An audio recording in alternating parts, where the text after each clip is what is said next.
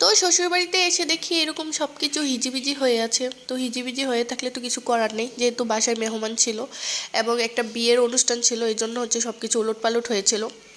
তো আমি হচ্ছে এখানে বসেছিলাম, বসে হচ্ছে আমার ভাগ্নি মানে ননদের মেয়েকে কোলে নিয়ে রাখছি। আর এখানে হচ্ছে বিরিয়ানি নিয়ে আসছিল আমার জন্য আমার ফুফু শাশুড়ি, মানে বিয়েবাড়ির যে গায়ে হলুদে বিরিয়ানির আয়োজন করছিল ওই বিরিয়ানি থেকে আমার জন্য নিয়ে আসছিল, যেহেতু আমি ওইখানে যাই নাই, মানে অনেক মেহমান ছিল তো এই জন্য আর ওইখানে যাওয়া হয় নাই আমার।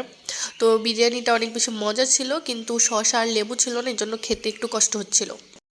তারপর হচ্ছে এখানে আমার একটা কাজিন মানে আমার হাজবেন্ডের কাজিন হচ্ছে, সে সব কিছু নিয়ে বসছে মেকআপ করার জন্য। তারপর আমি বললাম আমাকে একটু মেকআপ করে দাও, তারপর সে আমাকে হালকা একটু সাজিয়ে দিল।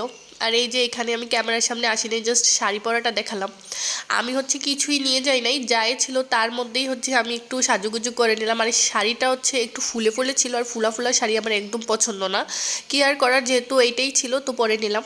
আর এখানে হচ্ছে হলুদের জন্য যে মানে ডেকোরেশন করা হয়, মানে সাজিয়ে সামনে রাখা হয়, ওইগুলো হচ্ছে কেটে সুন্দর করে সাজিয়ে নিয়ে যাওয়া হচ্ছিল, স্টেজে রাখা হবে। আর এখানে হচ্ছে ছোট ছোট মেয়েরা সামনের দিকে ছিল, মানে বিয়েতে তো ওরাই বেশি মজা করে আনন্দ করে ছোট বাচ্চারা। তো সবাই হচ্ছে হলুদের শাড়ি পরেছিল। তারপরে হচ্ছে এই যে এখানে হচ্ছে কনে, কনেকে দেখানো যাবে না কারণ কনেকে দেখানোর পারমিশন নাই।